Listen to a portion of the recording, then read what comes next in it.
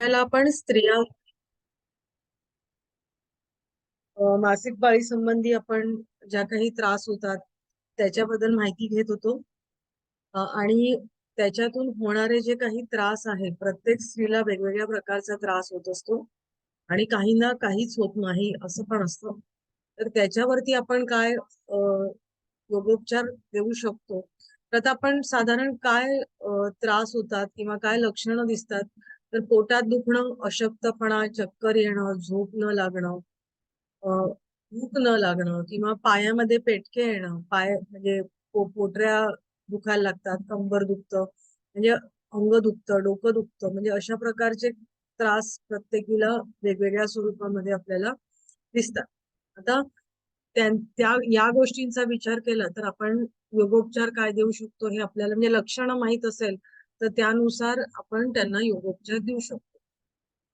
सध्या बदलत्या जीवनमानानुसार मला एक सांगा, जर मासिक पाळीचे आजार आहेत तर तुम्ही साधारण काय त्यांना देऊ शकाल योगोपचार म्हणून? कोण सांगतं?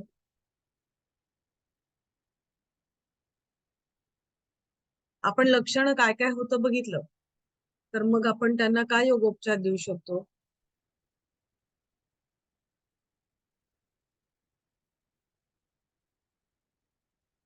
सांगा बरं, थोडासा विचार करून सांगा. तुला तरी हरकत नाहीये. मार्जारासन देऊ शकतो, मार्जारासन. बरोबर, मार्जारासन देऊ शकतो. अजून काय देऊ शकतो? अजून काय देऊ शकतो? गोमुखासन, भद्रासन, अगदी बरोबर. कपालभाती, अ, Agnisar.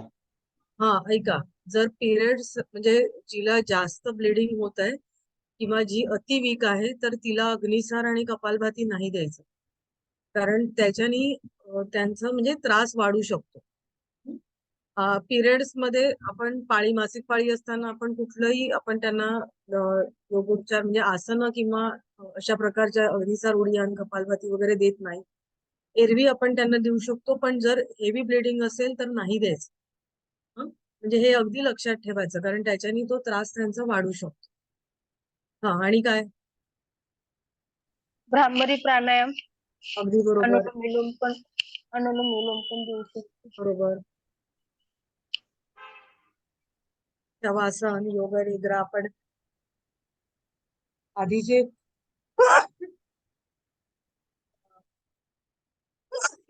Instant relaxation technique, quick relaxation technique आणि डीप रिलॅक्सेशन टेक्निक ते जे आपण बघितलं ते देऊ शकता, कारण बरेचसे आजार मानसिक सुद्धा असतात.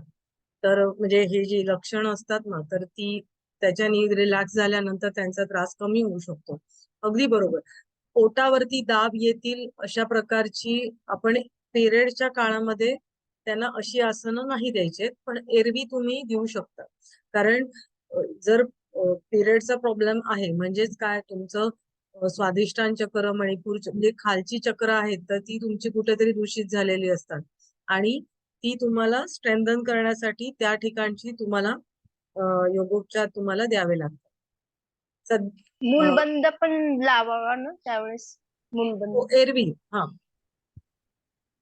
एरवी सध्याच्या काळामध्ये बदलत्या जीवनमानानुसार विविध सामाजिक, कौटुंबिक, शैक्षणिक, करिअर संबंधीतील अनेक ताणतणावांचा स्त्रियांना सामना करायला लागतो. त्यामुळे त्यांच्या स्त्री संप्रेरक म्हणजे त्यांचे जे हॉर्मोन्स आहेत तर त्यांच्यामध्ये असमतोल आढळतो आणि म्हणून त्यांना जे सगळे प्रॉब्लेम्स असतात ते हॉर्मोन इम्बॅलन्समुळे त्यांना असतात.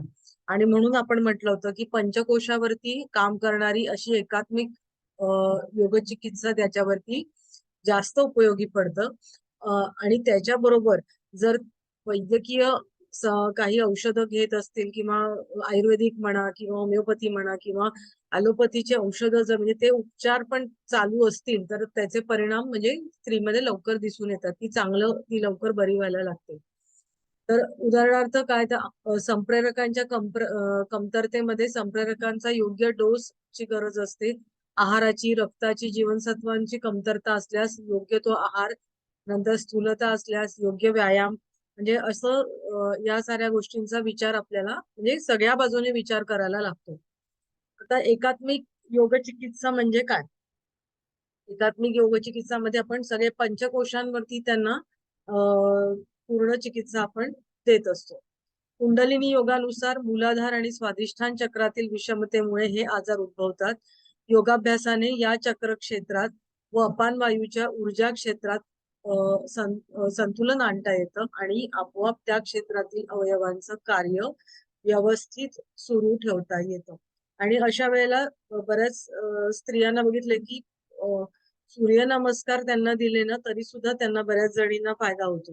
कारण सूर्यनमस्कारामध्ये या चक्रांवरती म्हणजे आपण काम केलं जातं किंवा हल्लीच्या काळामध्ये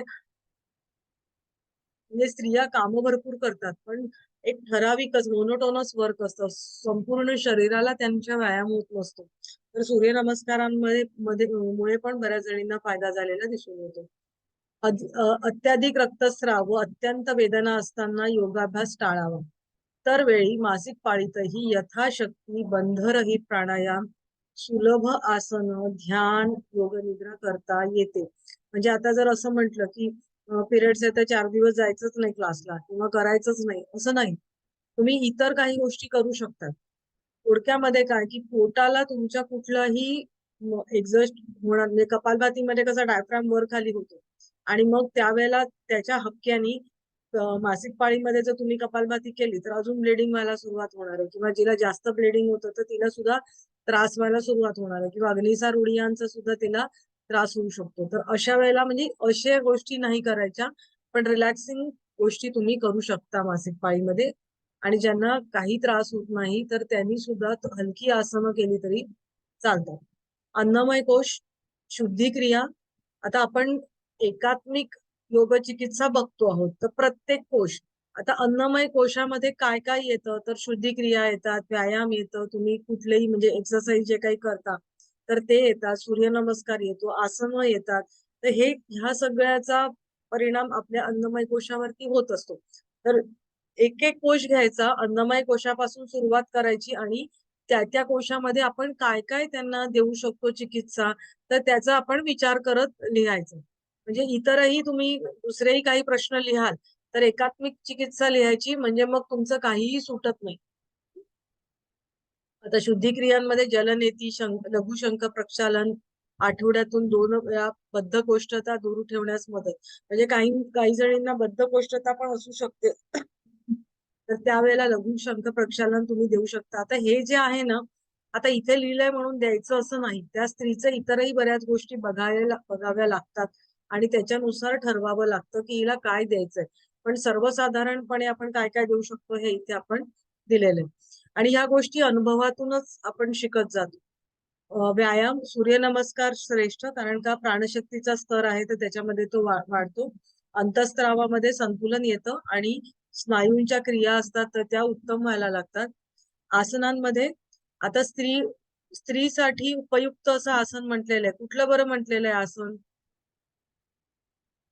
स्त्रीसाठी उपयुक्त आसन सर्वांगासन. विपरीत करणी म्हटलेलं. म्हणजे थोडक्यात खाली डोकं सर्वांगासन पण येतं पण विपरीत करणी हे आसन सगळ्यात म्हणजे स्त्रीसाठी उपयुक्त असं म्हटलेलं आहे. कारण याच्यामध्ये तो शेप असतो सर्वांगासन मध्ये पण होतं तो सरळ असतो म्हणजे शोल्डर वरती आपली बॉडी असते बरोबर. शोल्डर स्टँड इंग्लिश मध्ये म्हणतात. खांद्यावरती पूर्ण बॉडीचा भार असतो. पण विपरीत करणीमध्ये थोडक्यात मराठी आठ आकड्यासारखा असतो. तर ह्याचा परिणाम आपल्या वेगवेगळ्या ग्रंथींवरती होतो. विपरीत स्थितीतली आसनं खाली डोकं वर करून करण्यासाठी आसनं ही विशेष लाभकारी असतात. त्याचा परिणाम काय होतो तर पिट्युटरी ग्रंथींवरती चांगला परिणाम होतो. जननेंद्रियांपासून उलट्या दिशेने रक्तप्रवाह होतो आणि अवरोध दूर होतो.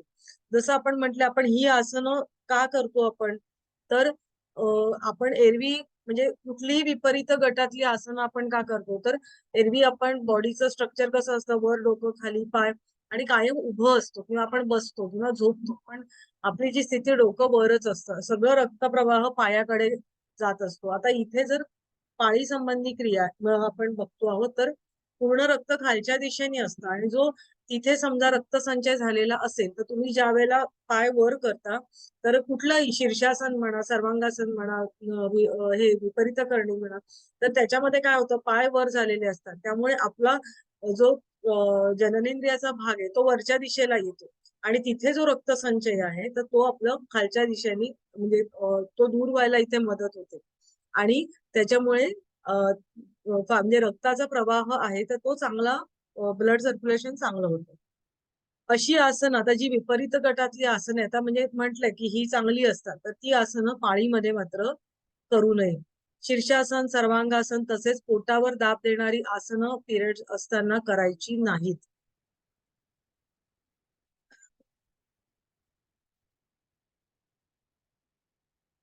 वज्रासन, मार्जारासन, शशांकासन याच्याने काय होतं तर तुमच्या वेदना कमी होतात. आपण बघा वज्रासनामध्ये गुडघे आपण पाय दुमडून बसतो. नंतर मार्जारासन कंबर दुखत असेल तर स्पाईनला एकदा आपण अंतर्वक्र आकार देतो, एकदा बहिर्वक्र आकार देतो. त्यामुळे पाठीच्या कण्याला रिलॅक्स होतं. नंतर शशांकासन आपण पूर्ण एक्झेल करतो, खाली जातो, त्यामुळे पूर्ण आपल्या बॉडीला रिलॅक्स होतो. पूर्ण जी आपली हवा साठलेली असते ती निघून जाते, बॉडी एकदम रिलॅक्स होऊन जाते शशांकासनामध्ये. आणि एरवी शशांकासन पण तुम्ही एरवी करा, पोटावर दाब देणारं पिरियड मध्ये करायचं नाही, एवढं लक्षात ठेवायचं. शीर्षासन, सर्वांगासन, उष्ट्रासन, अंतःस्रावी ग्रंथींचं कार्य नीट चालतं. आता शीर्षासनामध्ये कुठल्या ग्रंथी इन्व्हॉल्व्ह होतात सांगा बरं?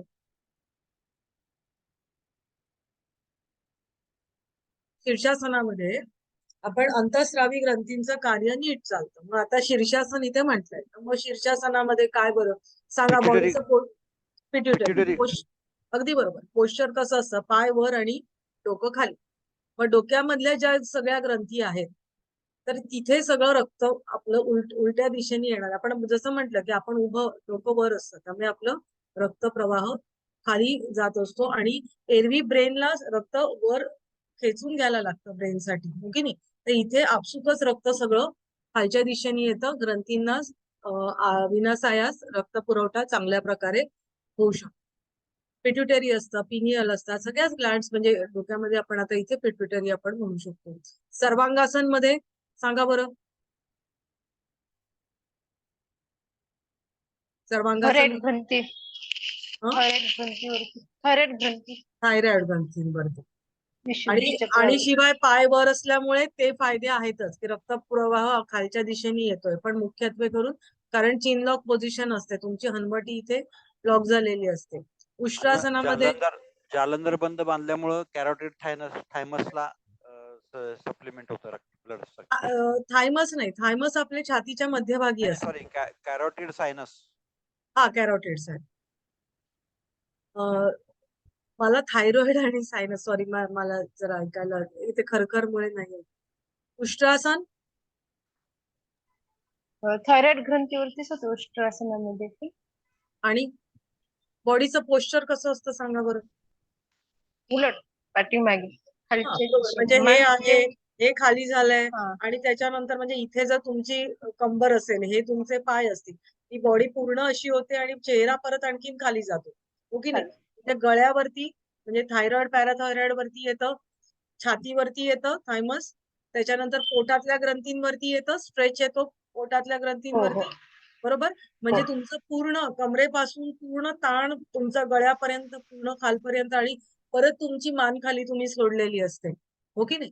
तर आणि ज्यांना आता समजा एखाद्याला उष्ट्रासन नीट जमत नाहीये तर तुम्ही विथ सपोर्ट सुद्धा देऊ शकता. आसन खुर्चीचा सपोर्ट देऊ शकता, लोड खाली ठेवू शकता किंवा असं वेगवेगळ्या प्रकारे. अर्थात पण हे शिकून घ्यायचं की सपोर्ट द्यायचा तर कसा द्यायचा, तर हे व्यवस्थित शिकून घ्यायचं की ज्यांची कपॅसिटी नसते पण आपल्याला इफेक्ट आणायचा तर मग तो कसा आणायचा, तर विथ सपोर्ट या गोष्टी आपण करू शकतो. वज्रासन, पद्मासन याच्यामध्ये काय होतं तर ओटीपोट आणि पायातला रक्तप्रवाह सुधारतो. आपण वज्रासनामध्ये मी जसं म्हटलं पाय दुमडून बसतो, पद्मासनामध्ये पण पाय दुमडलेले असतात आणि त्याच्याने पाय म्हणजे पद्मासन घातलंय पण मग तरी सुद्धा तो प्रवाह सगळा कुठे येतो, तुमच्या ओटीपोटाकडे येतो आणि पायातला सुद्धा रक्तप्रवाह म्हणजे पाय दुखत असतील, पेटके येत असतील तर हळूहळू सुधारतो. मत्स्यासन, अर्धमत्स्येंद्रासन, आता प्रत्येक आसनाचं तुम्हाला लक्षात येतंय म्हणजे की कुठे कुठे बॉडीचं पोश्चर लक्षात घ्यायचं आणि आपल्याला कुठली ग्लँड कुठे आहे हे माहिती पाहिजे त्याच्यासाठी. आणि कधी तुम्हाला त्याच्यावरती ग्रंथींवरती किंवा एखाद्या अवयवावरती कार्य करतं हे कसं कळतं? तर एखादा अवयव आहे तर म्हणजे त्या ठिकाणी तुम्हाला म्हणजे आता समजा मी थायरॉइड म्हटलं आणि पॅराथायरॉइड म्हटलं तर मागच्या बाजूला गेलं आणि पुढच्या बाजूला आलं. तर म्हणजे काय की तुम्ही म्हणजे काय स्ट्रेच पण करतात आणि नंतर त्याला दाब म्हणजे ताण आणि दाब दोन्ही गोष्टी केल्या ना की मग त्याचं कार्य सुधारतं किंवा नुसता ताण आला तरी सुद्धा कार्य सुधारतं. बरोबर? म्हणजे आपण विचार करता येतो की एखादं आसन आहे तर याचा बाबा कुठल्या अवयवांवरती काम करतं. तर तुम्हाला ते आसन तुम्हाला आधी व्हिज्युअलाइज करायचं, डोळ्यासमोर आणायचं की ते कसं असतं आसन आणि मग कुठल्या कुठल्या ताण बाबा कुठे येतोय, दाब कुठे येतोय, तिथे ते कार्य करतं.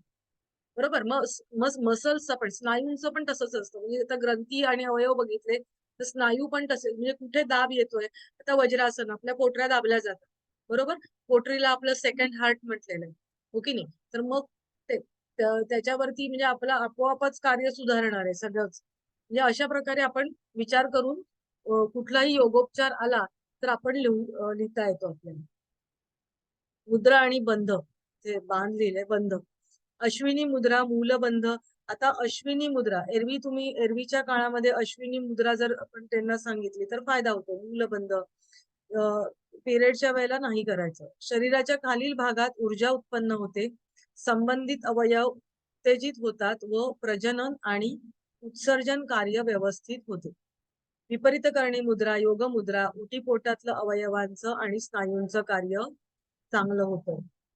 महामुद्रा प्राणशक्तीचे वहन सुरळीत होते. शारीरिक, भावनिक व मानसिक स्थिरता येते. चक्कर येत आहे असं वाटल्यास मूलबंधाचा अभ्यास थांबवावा. हे काही काही गोष्टी प्रॅक्टिकल करताना तुमच्या लक्षात येतात. तर कुठल्याही गोष्टीचा त्रास होतोय हे लक्षात आलं ना की लगेच त्या गोष्टी थांबवाव्या. अट्टाहास करायचा नाही. जर तुम्ही स्वतः करत असाल किंवा दुसऱ्यांना चला आता मला येतंय मी शिकवतो असं तुम्हाला वाटलं तर आधी तुमचा अभ्यास त्याच्यासाठी नीट पाहिजे. स्वतःवरती तुम्ही आधी पडताळून बघा तुम्हाला काय काय होतं आणि मगच दुसऱ्यांना सांगायचंय. आणि त्रास होत असेल तर तेव्हाच्या तेव्हा थांबवायचं. हे अगदी लक्षात कुठल्याही योग साधना करताना हे लक्षात ठेवायचं. आता मुद्रा आणि बंधांचा परिणाम जो आहे तो अंतःस्रावी ग्रंथींवरती होतो आणि मनावरती होतो. म्हणजे त्यांना जर भावनिक आणि मानसिक जे काही प्रॉब्लेम्स असतील की आपल्याला कळतं एखाद्या स्त्रीकडे बघून की ऍक्च्युअल प्रॉब्लेम शरीराचा तर आहेच पण तो जर मानसिक आंदोलन असतील तर त्या बाईला पिरियड्सला म्हणजे ब्लिडिंग जास्त होतं. ते जर थांबलं की तिचं पिरियड्सला जे ब्लिडिंग होतंय ते कमी होतं असं जर लक्षात आलं म्हणजे विचारत राहायचं जर असं आणि त्याच्यानुसार आपली योग साधना आपल्याला तिला काय द्यायचे हे आपल्याला लक्षात येतं. इथपर्यंत समजलेलं आहे सगळ्यांना?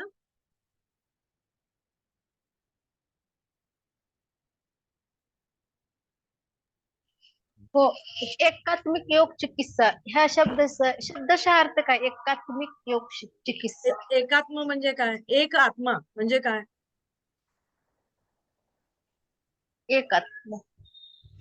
या ज्या 5 कोशांवरती तुम्ही जर आता हे बघा आपण प्रत्येक कोशाला आपण देतो आहोत पण आपण एक आजार आपण बघितला तर त्याचा आपण नुसतं एकाच गोष्टींवर कॉन्सन्ट्रेट नाही करत आहोत.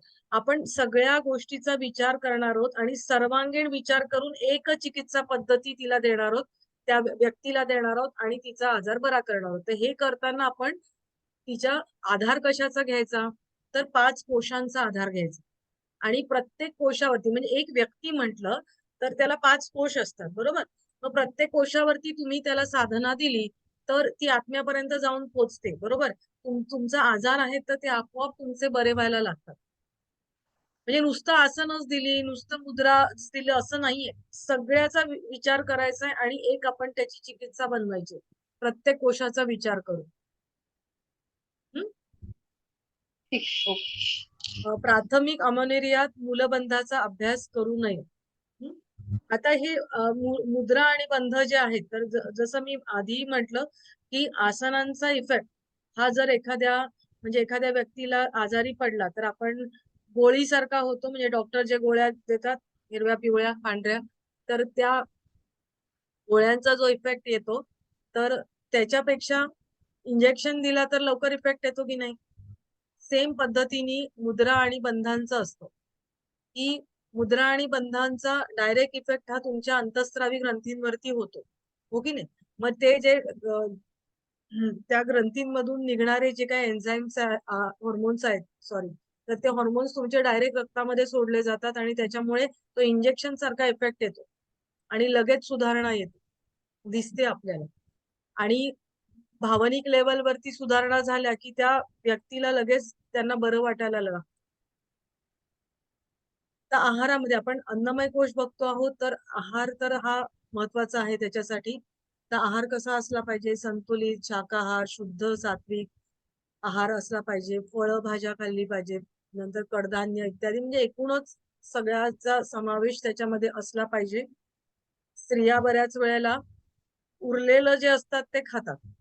म्हणजे हे अगदी दिसतं. म्हणजे आपण योग शिकतो, तर ज्या काही स्त्रिया ह्याच्यामध्ये भगिनी आहेत, तर त्यांनी विचार करायचा किंवा जे पुरुष आहेत तर त्यांनी आपल्या घरातल्या स्त्रियांकडे लक्ष द्यायचंय, की घरामध्ये प्रत्येक घरामध्ये चित्र हे दिसतं, की कुठलीही स्त्री आधी जेवत नाही आणि मग उरलेलं असतं ते खाते. मग जास्त असलं तरी कचऱ्याचा डब्बा असल्यासारखं पोटामध्ये भरते, कमी पडलं तरी जाऊ दे आता एवढं बस झालं म्हणून ती पुरे करते. बरोबर? आणि मग ह्याच्यामुळे हे जर तुमचं लॉंग टर्म मध्ये राहिलं, तर मग प्रॉब्लेम दिसायला लागतात. किंवा शिळं उरलेलं असेल, रात्री कोणी आलं नाही, उशिरा आलं, जेवलं नाही, तर मग ती स्वतःच्या पानामध्ये वाढून घेते आणि मग एखाद दुसऱ्या वेळेला शिळं खाऊन काय माणूस मरत नाही. पण किंवा काही त्याला प्रॉब्लेम होत नाही. पण तुम्ही जर हे सारखं जर होत असेल, तर मात्र प्रॉब्लेम दिसायला लागतात. बरोबर? पित्त वाढतं, मग अपचन व्हायला लागतं, डोकं दुखायला लागतं. हे लॉंग टर्म मध्ये दिसतं. जागरण होतात आहेत. म्हणजे हे सगळं त्याचे सगळे दुष्परिणाम, डोकेदुखी आहे, पिरियडचे प्रॉब्लेम्स व्हायला लागतात. हे सगळं त्याच्यानी व्हायला लागतं. त्यामुळे स्त्रियांनी सुद्धा स्वतःकडे तेवढंच लक्ष द्यायचं आहे. म्हणजे मासिक पाळीपूर्वी 2 दिवस चहा, कॉफी सारखे उत्तेजक पदार्थ, अनैसर्गिक खाद्यपदार्थ म्हणजे काय, की जे टिनमध्ये येतात ना, पॅक डब्यांमध्ये येतात, तर ते डबाबंद पदार्थ किंवा मांसाहार टाळायचा आहे. आता मांसाहार का टाळायचा आहे? तर ते उष्ण पडतात आणि त्याच्यामुळे ब्लिडिंग होऊ शकतं जास्त. हं? बऱ्याच जणींना चहा, कॉफी घेतल्यानंतर त्यांचं म्हणजे डोकं दुखायचं, मायग्रेन वगैरेचे त्रासेस त्यांना होतात. म्हणजे अगदी ते फुलनदेवी सारखं डोकं बिकं बांधून ठेवायला लागतं, घण मारल्यासारखं डोकं दुखतं. हे पिरियडच्या आधीचे, म्हणजे ह्या खूप जणी अशा बघितलेल्या आहेत. आणि हे योगाभ्यासाने हे त्यांचे प्रॉब्लेम हळूहळू कमी व्हायला लागतात. निश्चित 100% कमी व्हायला, पूर्ण जातात असं मी म्हणत नाही, पण निश्चित 100% ते कमी तर होतातच. म्हणजे सुसह्य होतात. किंवा कारण किती जुनं आहे आपल्याला माहिती नसतो हा आजार, बरोबर? मग तेवढा तो निघायलाही थोडा वेळच लागतो. पण हे सिम्पटम्स निश्चित कमी होतात. नंतर शुद्धिक्रिया प्राणमय कोशावरती. आता प्राणमय कोशावरती आपण कुठल्या शुद्धिक्रिया करतो? नेहमी कपालभाती करतो, बरोबर? मग कपालभाती का करायची? तर उदरावरचे जे काही स्नायू आहेत, जे उदरातले अवयव आहेत आणि जे स्नायू आहेत, तर त्यांना भक्कम करायचंय, स्ट्रेंथन करायचंय, त्यांची कार्यक्षमता वाढवायची त्याच्यासाठी. नंतर प्राणायामामध्ये आपण काय करू शकतो? नाडी शुद्धी, उज्जाई, भ्रामरी, भस्त्रिका. स्वायत्त मज्जा संस्थेच्या अनुकंपी आणि परानुकंपी यांच्यातील संतुलन उत्तम राहते. म्हणजे ह्या सगळ्या जर आपण केलं तर काय होतं? या 2 मज्जा संस्था आहेत, सिम्पथेटिक आणि पॅरासिम्पथेटिक सिस्टम, त्यांच्यामधलं कोऑर्डिनेशन आहे, संतुलन आहे, बॅलन्स आहे, तो चांगला राहतो. आता मला सांगा, अनुकंपी परानुकंपी संस्था माहिती आहेत? माहिती आहेत ना? झाल्या फर्स्ट सेमिस्टरला झाल्या. नाही कोण म्हणतंय? माहितीये, मलाही माहितीये ना तुमचं सिलेबस. हो हो, आहे, झालेला आहे. पण एक सांगू, योगाचा अभ्यास, तुम्हाला योग थेरपी करायचंय किंवा योगाचा अभ्यास करायचाय, तर थोडस आता दिवाळीची, म्हणजे तुम्ही आता थोडस मागे जाऊन याचा थोडा अभ्यास करा. म्हणजे जर तुमचा परीक्षेत नाही तुम्ही समजा केला, आता परीक्षा आहे किंवा काय, पण तरी सुद्धा तुम्ही अभ्यास करा. कारण हे जेव्हा समजून घ्याल तेव्हा स्वतःला समजून घ्याल. स्वतःच्या देहाला जर तुम्ही नाही समजून घेतलं, आपल्याला ते आहे ना, स्वदेह न जानाति तस्य सिद्धी कथम भवेत. स्वतःच्या देहाला जर तुम्ही जाणून नाही घेतलं तर तुम्हाला सिद्धी कशी मिळणार? बरोबर. आपण हे सगळं योगाचं शिकतो दुसऱ्यांना ट्रीटमेंट देण्यासाठी, पण जर स्वतःच्या शरीराला स्वतः नाही जाणून घेतलं, स्वतःवर नाही उपयोग करून घेतला, तर आपण कसं दुसऱ्यांना ट्रीट करणार? हो की नाही? तर हे प्रत्येकाने एक आपली जबाबदारी म्हणून ठीक आहे, परीक्षा झाली आता सोडून दिलं असं करू नका. MA झाल्यावरती वाचा. खरा अभ्यास आहे ना MA झाल्यावर सुरू होतो. हे मी तुम्हाला सांगते आणि तुम्हाला याची प्रचिती येईल. चला, म्हणजे याचा अर्थ असा नाही की MA असताना अभ्यास नाही करायचा. आता योगिक श्वसन, शशांकासन श्वसन, अ, हे सगळे म्हणजे श्वसनाचे जे प्रकार आहेत ते सगळे तुम्ही याच्यामध्ये करू शकता. मनोमय कोश, आता मनोमय कोशामध्ये हे कॉमन आहे. तुम्ही कुठलेही डिसीज घेतलेत ना तरी हे कुठल्याही याला तुम्ही लिहू शकता पेपरामध्ये. एकात्म योग चिकित्सा किंवा काही लिहायचं झालं ना तर हे सेमच असतं. भजन, कीर्तन, ओंकार ध्यान याच्याने मन शांत होतं, एकाग्र होतं, सत्संग, रोगनिद्रा, स्ट्रेस असेल म्हणजे मानसिक ताणतणाव कमी करण्यासाठी QRT, DRT. अपुरा वेळ असल्यास शवासनामध्ये पोटाने श्वास मोजायला म्हणजे अभ्यास करायला सांगायचा. म्हणजे आता तुम्हाला कॉन्सन्ट्रेट करायचं. शवासनामध्ये सगळेजण एकदम रिलॅक्स होऊन जातात. पण त्याच्यामध्ये तुमचा अवेअरनेस ठेवायचा असेल तर तुमचं श्वास घेताना पोट हलकंच वर जातं, मग ते हलकंच खाली येतं, हलकंच वर जातं, खाली जातं. हे जे म्हणजे आपल्या बेंबीच्या ठिकाणी, नाभीच्या ठिकाणी तुम्ही लक्ष द्यायचंय आणि तुम्ही काही त्याच्यामध्ये बदल करायचे नाहीये. फक्त तुमचं लक्ष त्या ठिकाणी न्यायचंय की मी श्वास घेताना कारण बऱ्याच जणांना असं म्हटलं ना की ते स्वतः पोट फुगवतात आणि पोट खाली नेतात. तसं नाही. शवासन करतात, रिलॅक्स आहात. फक्त तुमचं लक्ष त्या नाभीच्या ठिकाणी न्यायचंय आणि मग कसं तुमचं पोट वर जातंय, खाली जाते. कारण हे करताना तुमचं मन तिथे गुंततं आणि तुमची ब्रीदिंग आहे ना ते स्लो डाऊन होतं. तुमचा श्वास आहे तो हळू कमी व्हायला लागतो. तुम्ही रिलॅक्स होता. मनावरचा ताण तुमचा आहे तो तुमचा कमी व्हायला लागतो. विज्ञानमय कोश, आता विज्ञानमय कोश तर काय याच्यामध्ये जाणून घ्यायचं असतं.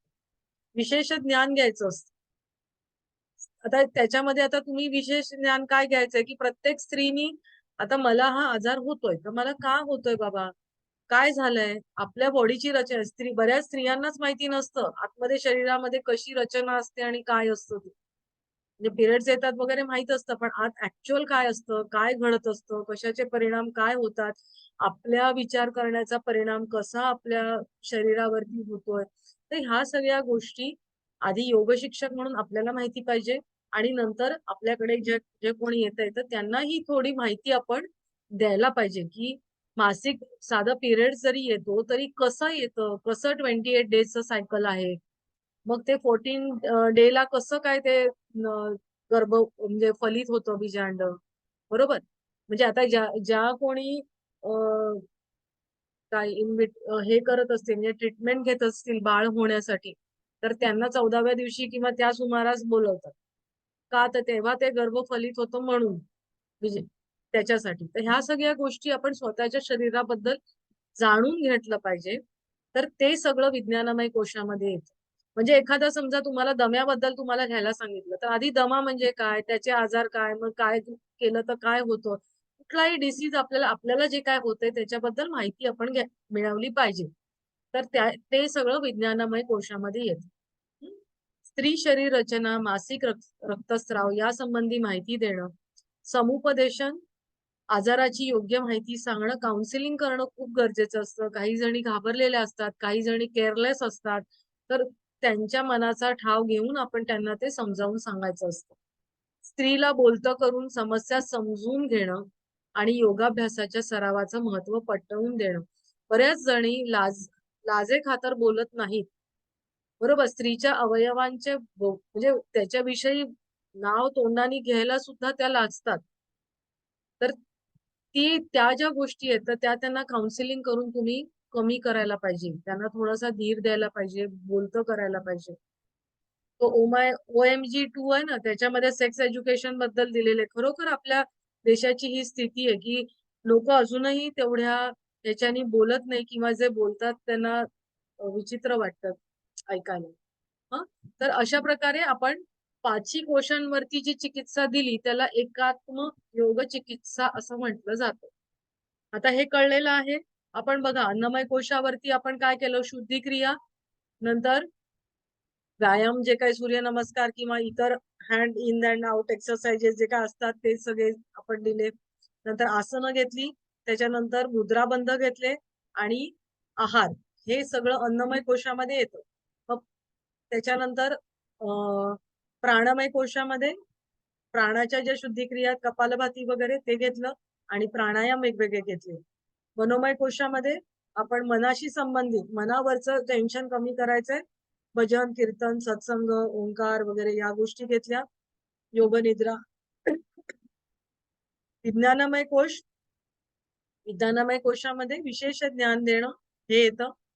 काउन्सिलिंग येतं, बरोबर. काउन्सिलिंग तुम्ही कुठल्याही आजारामध्ये काउन्सिलिंग लिहून टाकलं तरी तुम्हाला करेक्ट आहे विज्ञानमय कोशामध्ये. आणि त्या त्या आजाराची माहिती जाणून घेणं हे आता हे स्त्री संबंधी येतं, आपण त्याच्याबद्दल लिहिलं. आता इथपर्यंत सगळ्यांना मला वाटतं समजलेलं आहे.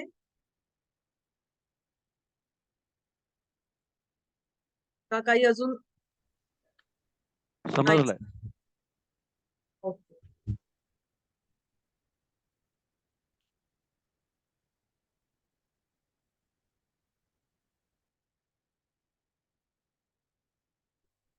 सर जरा हे बंद करता का रेकॉर्डिंग?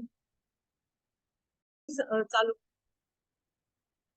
आता पुढे आपण रजोनिवृत्ती म्हणजे मेनोपॉज त्याची माहिती घेणार आहोत. आता रजोनिवृत्ती म्हणजे काय सांगा बरं, कोण सांगेल? मासिक पाळी जाण्याचा पिरियड असतो. अगदी बरोबर.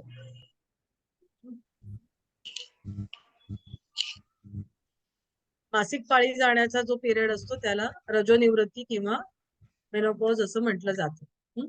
ज्याप्रमाणे मासिक रक्तस्राव सुरू होण्यापूर्वी शरीरात बदल होतात, तसेच स्त्रीचा गर्भधारणेचा काळ संपत आल्यावर हळूहळू हे मासिक चक्र बंद होण्याच्या दृष्टीने काही बदल होत असतात. त्यालाच रजोनिवृत्तीचा काळ असं म्हटलं जातं. त्याच्यात थोडस काय म्हणूया स्पेलिंग मिस्टेक थोड्याशा आहेत आकार उकारच्या. तर तुम्ही जर आता स्त्रीचं जर शरीर बघितलं तर किती हॉर्मोनल चेंजेस होत असतात याचा तुम्ही विचार करू शकता. की ज्या वेळेला ती वयात येते, पिरियड सुरू होतात त्यावेळेला, गर्भधारणा होते त्यावेळेला, परत आणखी ज्या वेळेला हे गर्भधारणेचा काळ संपत येतो म्हणजे रजोनिवृत्तीचा काळ येतो, परत त्यावेळेला म्हणजे अशा प्रकारे की पूर्ण याच्यामध्ये लाईफ मध्ये खूप वेळेला तिला ह्या अंतःस्त्राव हॉर्मोनचा इम्बॅलन्स होत असतो. म्हणजे त्याच्यावरती तिचं शरीर हे अवलंबून असतं, तिचे प्रॉब्लेम जे जे काय असतात ते. तर हे रजोनिवृत्तीचा काळ म्हणजे मासिक पाळी बंद होण्याचा जो काळ येतो, गर्भधारणेचा काळ संपत येतो, त्याला रजोनिवृत्तीचा काळ म्हटला जातो. तर हा साधारण कधी असतो सांगा बरं? 45 ते 50. आत्ताच्या ह्याच्यामध्ये म्हणलं तर 35च्या नंतर चालू होतो लेडीजला त्रास. का बरं असं होतं? आता आणि तेव्हाची स्त्री काय बदलली का? का स्त्रीचं शरीर आहार बदललं? आहार मानसिक आहार आणि विहार बदलला ना. हं? आहार आणि जीवनशैली विहार बदलली. जीवनशैली बदलली, बदलती जीवनशैली. बदलती जीवनशैलीमध्ये काय आहे? वाढतं प्रदूषण, मनावरचा ताण, म्हणजे स्त्री पुरुषाच्या बरोबरीने खांद्याला खांदा लावून काम करायला लागली, तो तिला ताण आहे. पण हम्म. मॅडम माझ्यामध्ये आणखीन एक माझ्या निदर्शनास आलेलं असं म्हणजे की कोणताही ताण नाही, फक्त कसाही नसताना पण रजोनिवृत्ती होते. हे माझ्या काही म्हणजे माझ्या दृष्टीस आलेली काही हे आहेत, उदाहरणं आहेत. पण मग असं रजोनिवृत्ती तर प्रत्येक स्त्रीला येतेच, बरोबर. येते, जिला परंतु वय नसताना अकाली जो आपण असं म्हणतो म्हणजे वेळ नसता, अगदी हा. लहान वयामध्ये पण रजोनिवृत्ती होते, असे माझे काही उदाहरणं अगदी माझ्या निदर्शनास आलेली आहेत. तर अगदी असं अगदी होणं अगदी बरोबर तुम्ही जे म्हणता आहात ते अगदी बरोबर आहे. जसं आपण आधी बघितलं की पाळी येण्याचे काळ सुद्धा बदललाय. हल्ली 3रीतल्या मुलींना सुद्धा पिरियड्स येतात. तिसरीतल्या मुलींचं हे वय आहे का? नाही. पण तरी सुद्धा, आणि ह्याला कारण म्हणजे आपण जे बरीच सगळी कारणं आहेत याच्या मागे, त्यांचे हॉर्मोन्स आहेत, तर ते त्याला कारणीभूत असतात. आपण लवकर सगळ्या गोष्टी त्यांना समजायला लागतात, त्यांना दिसत असतात, त्याच्यामुळे ते पिरियड्स त्यांना लवकर यायला लागतात. हं? तसं मॅडम ह्याच्यावर तिसरीतल्या मुलीला असं हे पण माझ्या निदर्शनास आलेलं आहे. परंतु मला त्याच्यावरती विचार केल्यानंतर असं वाटतं की कुठेतरी म्हणजे दिनचर्येमध्ये व्यायाम, योगाभ्यास याचं हे नसणं त्यांच्या दिनचर्येमध्ये. याचं मूळ आहे ना, हे तिच्या आईमध्ये पण असतं. आईचं वातावरण आहे त्याच्यामध्ये पण असतं. म्हणजे गर्भापासूनच ते स्ट्रक्चर असतं. कळलं? म्हणजे जे बाळ अजून आईच्या गर्भात असतं आणि आईच्या आजूबाजूला वातावरण काय आहे ते पण त्याला कारणीभूत असतं. त्या मुलींच्या आजूबाजूला वातावरण काय आहे ते पण त्याला, म्हणजे जरी ठीक आहे आईचं ठीक आहे व्यवस्थित झालं, हे व्यवस्थित असलं, तरी त्या मुलीच्या आजूबाजूचं वातावरण काय, घरातलं वातावरण काय आहे, ती शाळेत जाते, तिच्या मित्रमैत्रिणी काय आहे, ती काय बघते, व्हिडिओ काय गेम्स बघते, काय वाचते, काय विचार करते, ह्या सगळ्या गोष्टींचा परिणाम. आणि शिवाय आपलं जे टेम्परेचर वाढतंय ते सुद्धा त्याला, म्हणजे वातावरण जे आहे तर ते पण त्याला खूप कारणीभूत असतं. ह्या सगळ्याच गोष्टी कारणीभूत, आणि एकूणच सगळे पूर्वीच्या काळापेक्षा आताच्या वेळेला मेन्सेस हे लवकर यायला लागलेले आहेत आणि मेन्सेस जाण्याचं प्रमाण सुद्धा हे लवकर व्हायला लागलेलं आहे. म्हणजे आता उशिरा मुलं होऊ देतात आणि पिरियड लवकर जातात, हे बऱ्याच ठिकाणी दिसून येतं. आणि त्याला तुमचं खाणं पिणं, राहणीमान, स्ट्रेस हे सगळं त्याला कारणीभूत असतं. कारण ह्याच्यावर तुमचे हॉर्मोन्स अवलंबून असतात. आता तुम्ही बघाल तर पीसीओडीचे किंवा पीसीओएसची शहरामध्ये तर खूप दिसतात, खूप मुली दिसतात याच्या. तर हे सगळं आपल्या लाईफस्टाईल डिसीजच आहे हा, त्याच्यामुळे झालेला आहे. आता आपण बघूया रजोनिवृत्तीचं. तर हा काळ साधारण वयाच्या 40च्या दरम्यान सुरू होतो. म्हणजे रजोनिवृत्ती यायला लागलीये, स्टार्ट होते, किंवा ऍक्च्युअल आलेली नाहीये पण स्टार्ट होते, बरोबर. तर आणि ही सुद्धा व्यक्तीनुसार, म्हणजे प्रत्येक स्त्रीनुसार ते भिन्न असू शकतं. हा जो काळ आहे हा वयाच्या 50-55 वर्षांपर्यंत असू शकतो. सर्वसामान्यपणे 6 महिने ते 2 वर्ष ही प्रक्रिया चालते. म्हणजे काहींचे पिरियड लगेच जातात, कळतही नाही अरे गेले पिरियड. काहींना थोड्या थोड्या काळाने येत राहतात आणि मग काही मध्येच येत नाही, मग 1 वर्षांनी येतात, थोडंसं काहीतरी ब्लिडिंग होतंय आणि मग गेले. म्हणजे प्रत्येकीचं हे सिम्पटम्स वेगळे वेगळे असू शकतात. लक्षणं, आता याच्यामध्ये लक्षणं काय होतात ते आपण बघूया.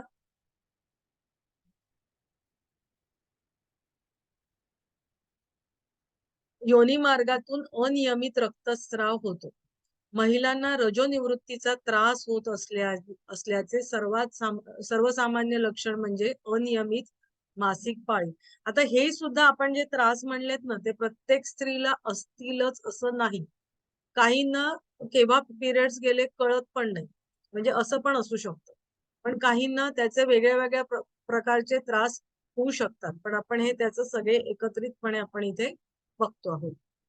याची लांबी, म्हणजे या त्रासाची लांबी, पाळीची लांबी अनियमित असू शकते किंवा असामान्यपणे जास्त किंवा कमी प्रवाह दिसू शकतो. म्हणजे तुम्हाला हेवी ब्लिडिंग होत आहे किंवा अगदी स्कॅन्टी कमी कमी ब्लिडिंग होत आहे, म्हणजे काहीही. किंवा आज पिरियड आला तर 2-3 महिन्यांनी पाळी येते, 6 महिन्यांनी पाळी येते, म्हणजे अनियमितता असू शकते किंवा ब्लिडिंग मध्ये कमी जास्तपणा असू शकतो.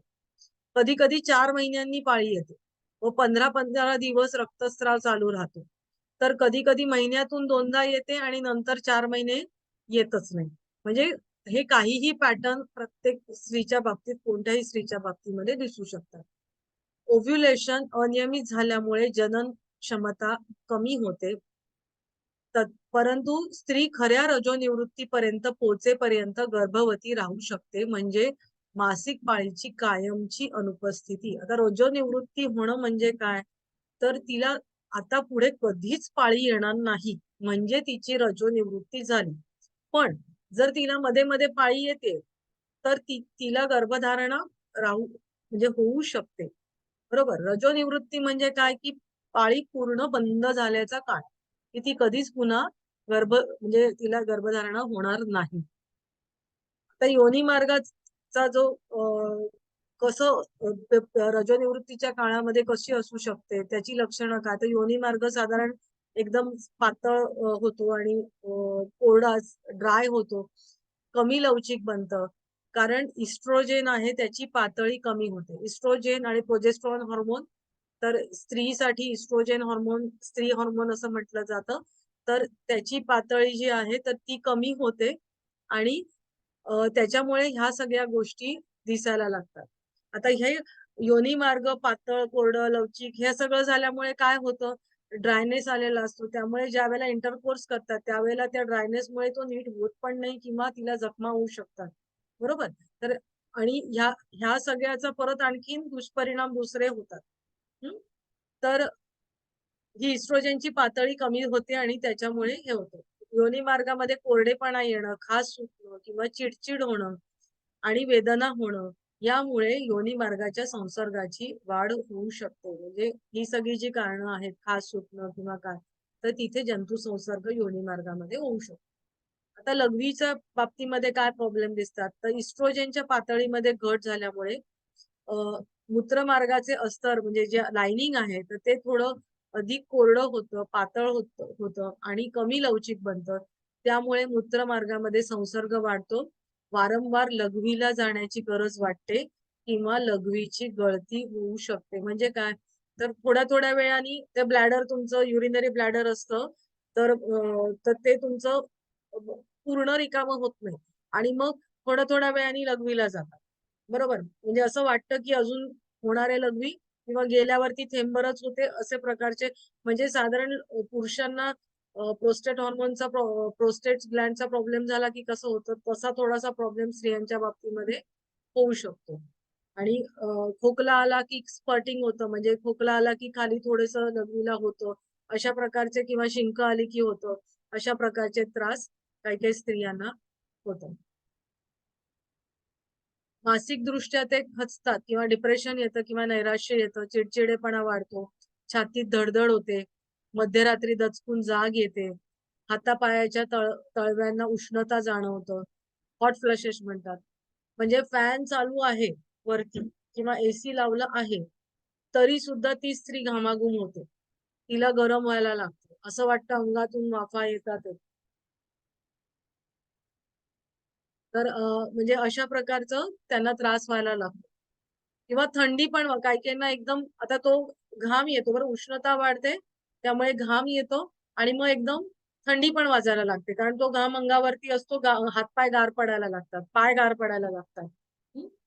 डोकेदुखी होतं, आम्लपित्त होतं, अपचन, अशी विविध लक्षणं होतात. व्यक्तीनुसार लक्षणं बदलतात, त्याची तीव्रता पण त्याच्यामध्ये फरक असतो. आता ही सगळी जी काय लक्षणं आहेत ते प्रत्येक स्त्रीमध्ये दिसेलच असं नाहीये, पण अशा प्रकारची लक्षणं दिसू शकतात. बरोबर? इतर शारीरिक बदल, अनेक स्त्रिया रजोनिवृत्तीसह पुन्हा काही प्रमाणात वजन वाढण्याची तक्रार करतात. म्हणजे बऱ्याच स्त्रियांना पिरियड्स जातो त्यावेळेला थोड्याशा स्थूलता यायला लागते. शरीरातील चरबीचे म्हणजे जे वितरण आहे ते नितंब किंवा मांड्यांपेक्षा कंबर आणि ओटीपोटाच्या भागामध्ये अधिक वाढतं. त्वचेच्या संरचनेत बदल होतात, सुरकुत्यांसह प्रौढ मुरुमांच्या त्रासांसह विकसित होईल. म्हणजे थोडक्यामध्ये काय, जी स्किनचे प्रॉब्लेम्स त्यांना, म्हणजे आयदर सुरकुत्या दिसायला लागतात किंवा काहींच्या काय म्हणा मुरम येतात, तारुण्य पेटिका पण येतात काही काहींना. म्हणजे त्यांना तारुण्य नाही म्हणायचं, पण म्हणून प्रौढ मुरुमांचे त्रास थोडेसे यायला लागतात त्यांना. हे इतर शारीरिक बदल, थोड्याशा जाडेपणा काही काहींना यायला लागतो, पोटावरची चरबी वगैरे सगळी अशी वाढायला लागते. एथेरोस्क्लेरोसिस, इस्ट्रोजनच्या अनुपस्थितीमुळे, आता पिरियड्स तुमचे थांबले त्यामुळे स्त्री हॉर्मोन जे आहे इस्ट्रोजन, त्याचं नाव लक्षात ठेवा, तर त्याच्यामुळे रक्तातील HDL कमी होतं आणि LDL वाढल्याने एथेरोस्क्लेरोसिस म्हणजे आपल्या रक्तवाहिन्या आहेत तर त्याच्या आतमध्ये लाइनिंग यायला लागतं आणि हृदयरोग वाढण्याची प्रवृत्ती वाढते. आता असं म्हटलं जातं की इस्ट्रोजन आहे तोपर्यंत स्त्रियांना हार्ट अटॅक येण्यासाठीचं प्रोटेक्शन असतं ते हॉर्मोन आहे. म्हणजे पाळी उशिरा जाते ना, तुम्ही जर बघाल तर स्त्रियांपेक्षा पुरुषांमध्ये हार्ट अटॅकचं प्रमाण जास्त दिसतं. कारण स्त्रियांना असं म्हटलं जातं की इस्ट्रोजेनमुळे प्रोटेक्शन आहे. जोपर्यंत तुम्हाला पाळी आहे, तुमचं इस्ट्रोजनचं हॉर्मोन शरीरात सिक्रेट होतंय, तोपर्यंत तुम्हाला हार्ट अटॅक येण्याचे चान्सेस म्हणजे अगदी नगण्य असतात, कमी असतात, खूपच कमी असतात. पण पिरियड्स ज्यावेळेला तुमचे थांबतात, इस्ट्रोजन तुमचं लेवल म्हणजे ती थांबते, त्यावेळेला तुम्हाला हार्टचे प्रॉब्लेम तुम्हाला दिसू शकतात. बोन बीएमडी म्हणजे बोन मिनरल डेन्सिटी, हाडाच्या खनिजाच्या घटनेमध्ये घट होते आणि ही घट एक नैसर्गिक प्रक्रिया आहे, परंतु ती रजोनिवृत्तीच्या संक्रमणाच्या दरम्यान मध्ये वेगवान होते, ज्याच्यामुळे ऑस्टिओपोरोसिसला गती मिळते. मला सांगा ऑस्टिओपोरोसिस म्हणजे काय? हाडं ठिसूळ होणे. हाडं ठिसूळ. ऑस्टिओ हाडाशी संबंधित जे काही असतं त्याला ऑस्टिओ असं म्हटलं जातं. आणि पोरस पोरस म्हणजे भोकं पडणं. आता हार्टशी संबंधित असेल तर कार्डियक शब्द येतो. हा, जर तुमच्या लंग्सशी संबंधित असेल तर पल्मनरी शब्द येतो. म्हणजे आता हे थोडे थोडे तुम्हाला शब्द तुम्ही लक्षात ठेवायचे. हाडांच्या संबंधी आलाय म्हणजे ऑस्टिओ हा हाडाशी संबंधित आला. तर जशी लाकडाला वाळवी लागते तसे तुमच्या हाडांना सुद्धा आतून वाळवी लागल्यासारखं होतं. म्हणजे थोडंसं व्हिज्युअलाइज केलं तर तुमच्या लक्षात येईल. आतमध्ये थोडं स्पंजासारखं व्हायला लागतं, पोरस व्हायला लागतं, बरोबर? आणि त्याच्यामुळे असा भिंतीला हात लागला तरी तो हात म्हणजे इथे हाड तुमचं मोडू शकतो. थोडंसं काहीतरी एरवी किती पडलं झडलं काही होत नाही, पण हे ज्या वेळेला होतं ऑस्टिओपोरोसिस, थोडंसं जरी काही धक्का लागला पडलात की, म्हणून म्हाताऱ्या माणसांना तुम्ही पडू नका बाबा असं का म्हटलं जातं, कारण हाडं ठिसूळ झालेली असतात. हं, तर मग हे ज्या वेळेला इस्ट्रोजनचं म्हणजे रजोनिवृत्ती व्हायला लागते, तर त्यावेळेला हे ऑस्टिओपोरोसिसचा धोका हा वाढलेला असतो स्त्रियांच्या बाबतीमध्ये. आणि म्हणून ज्या वेळेला पिरियड्स जातात त्यावेळेला खूप सप्लिमेंटची गरज असते तुम्ही घ्यायची, कारण आहारातून मी जसं म्हंटल की स्त्री स्वतःला खूपच दुर्लक्ष करते, तर थोडं सप्लिमेंट घेतल्या तर ते पूरक ठरू शकतात. पण योग्य आहार घेणं आधी जास्त महत्वाचं आहे आणि त्याच्याबरोबर मग सप्लिमेंटची आवश्यकता असते. डॉक्टरांकडे जाऊन ते विचारून घ्यायचे, स्वतः घ्यायचे नाही कधीही. रजोनिवृत्तीपूर्वी पुरुषाच्या तुलनेत स्त्रियांना हृदयविकार किंवा पक्षाघाताचा धोका कमी असतो. पक्षाघात म्हणजे काय? पॅरालिसिस. पॅरालिसिस. तर पॅरालिसिसचा धोका त्यांना कमी असतो. त्याला कारण ते आहे. रजोनिवृत्तीच्या काळात तथापि स्त्रियांना हृदय आणि रक्तवाहिन्यांसंबंधीच्या रोगांचा धोका वाढतो. रजोनिवृत्तीच्या नंतर स्त्रियांमध्ये कोरोनरी हृदयविकाराचे प्रमाण मेनोपॉज पर्यंत न पोहोचलेल्या त्याच वयाच्या स्त्रियांपेक्षा 2 ते 3 पट जास्त असतो. हृदय व रक्तवाहिन्यांसंबंधी रोगाचा धोका इस्ट्रोजनची पातळी कमी होण्याशी संबंधित असू शकतो. म्हणजे हे सगळे विकार आहे तर ते इस्ट्रोजनची पातळी कमी झालेली आहे त्याच्यामुळे असू शकतो, असं एक निदान डॉक्टरांनी केलेलं असतं. आता याच्यावरती उपचार काय, इथपर्यंत आपल्याला सगळ्यांना समजलेलं आहे?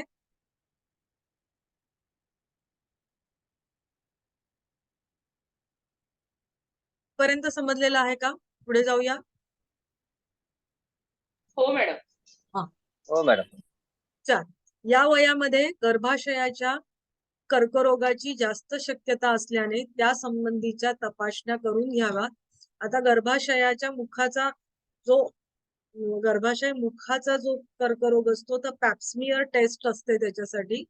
तर गर्भाशयाच्या मुखामधली आतली जी त्वचा आहे तर ती घेतली जाते आणि ती टेस्टिंगला दिली जाते. तर योनी मार्गाचं परीक्षण त्याच्यामध्ये केलं जातं. नंतर पोटामध्ये पोटाची सोनोग्राफी केली जाते. फायब्रॉइड्स असले तर गर्भाशयामध्ये किंवा ओव्हरीज मध्ये ते बघितलं जातं. नंतर अतिरिक्त रक्तस्राव असल्यास गर्भाशय साफ करून, पिशवी साफ करणं नॉर्मल भाषेमध्ये आपण म्हणतो, तर ते गर्भाशय साफ करून घेतलं जातं आणि त्याचा काही भाग तपासणीसाठी पाठवतात.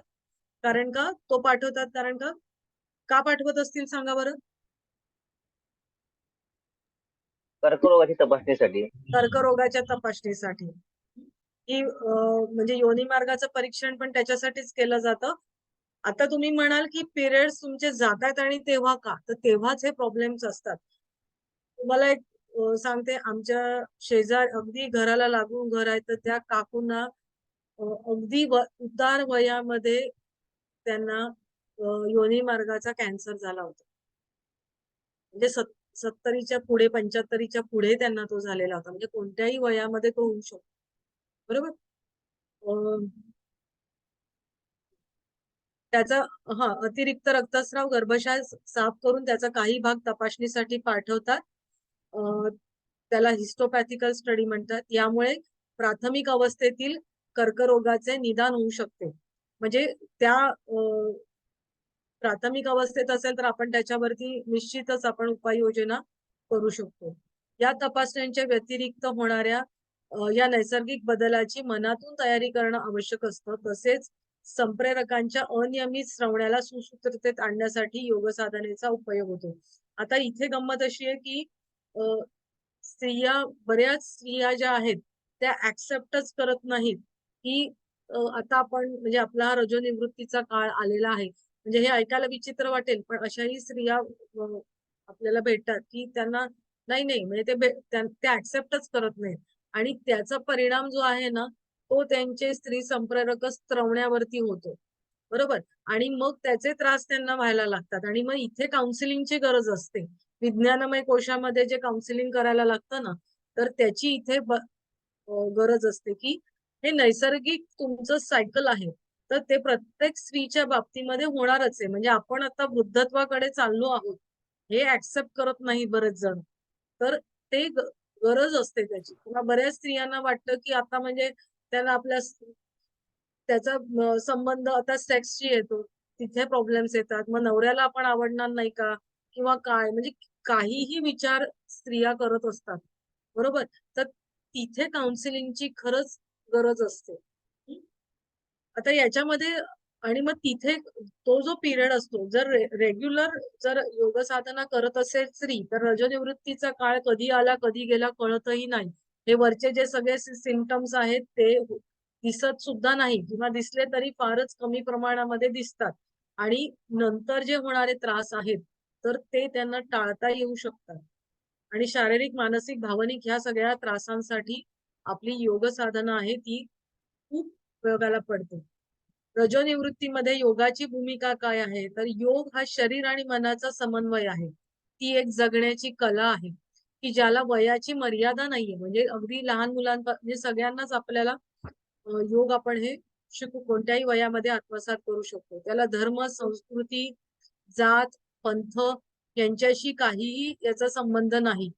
ही एक समग्र प्रणाली आहे जी एखाद्या व्यक्तीला जीवनातील सर्व पैलू शारीरिक, मानसिक, भावनिक, आध्यात्मिक म्हणजे आपण जसं योगाचा सगळ्या स्तरावरती त्याचा आपण विचार करतो आहोत, सुधारण्यास मदत करतो. स्त्रीला जेव्हा रजोनिवृत्ती येते तेव्हा तिचा 40च्या पुढे उत्तरार्धात 50व्या दशकाच्या उत्तरार्धात कधीही ती केव्हा येऊ शकतो. बरोबर. तेव्हा तिचे हार्मोन एंडोक्राईन सिस्टम हळूहळू बदलतं कारण तिचं शरीर तिची मासिक पाळी थांबण्याची तयारी करत असतं. हे बदल का होतात, तर ते तिची मासिक पाळी थांबण्यासाठी ती तयारी चालू असते.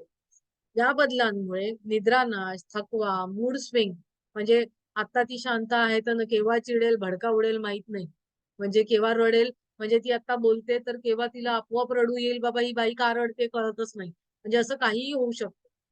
मूड स्विंग, नैराश्य, हॉट फ्लॅशेस किंवा रात्री घाम येणं अशासारखी विविध लक्षणं दिसू लागतात. त्यामुळे अनेक स्त्रिया ही लक्षणं दूर करण्यासाठी हॉर्मोनल थेरपीकडे वळतात.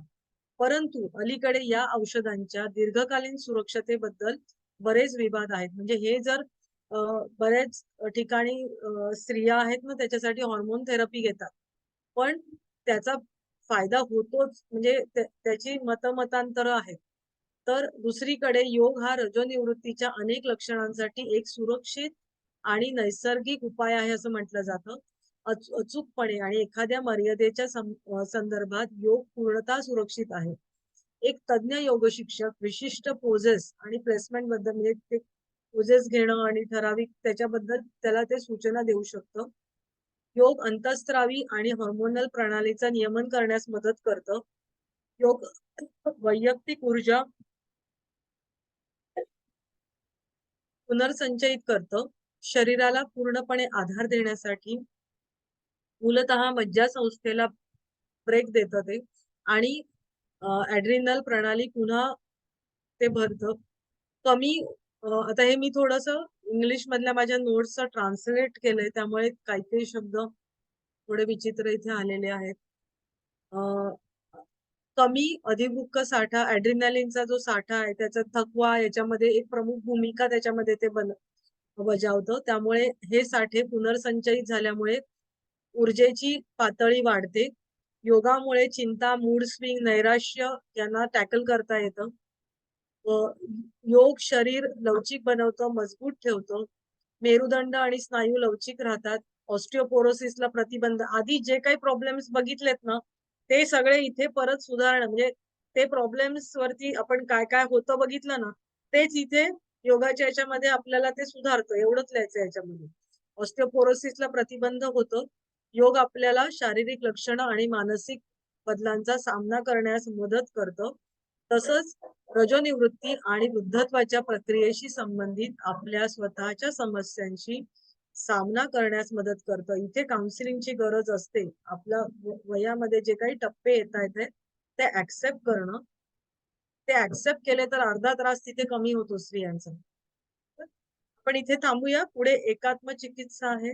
आता एकात्म चिकित्सा मी इथे लिहिली नाहीये, पण तुम्हाला मला वाटतं लिहिता येईल. अन्नमय कोश, प्राणमय कोश, विज्ञानमय कोश आणि याच्यावरती होते. नियमित केलेला योगाभ्यास शरीर मन दोन्ही सुदृढ ठेवण्यास मदत करणं. सहज सुलभ आसनं त्याच्यामध्ये आपण कुठलीही आपण त्यांना देऊ शकतो. जप ध्यान याचा उपयोग होतो. प्राणायाम, समुपदेशन, त्या स्त्री बरोबरच कुटुंबातील इतर सदस्यांना देखील सर्व बदलांची माहिती देणं आवश्यक ठरतं. तिला या काही दिवसात तुम्हा सर्वांनाच समजून घ्यावं लागेल. हे इतरांना थोडंसं पटवून द्यावं लागतं. म्हणजे ते काउन्सिलिंग आहे ते स्त्री बरोबरच घरातल्या इतर तिचे मूड स्विंग होतात तर थोडंसं इतरांनी पण ते तिला समजून घेणं त्या काळामध्ये गरजेचं असतं. पण इथे थांबूया.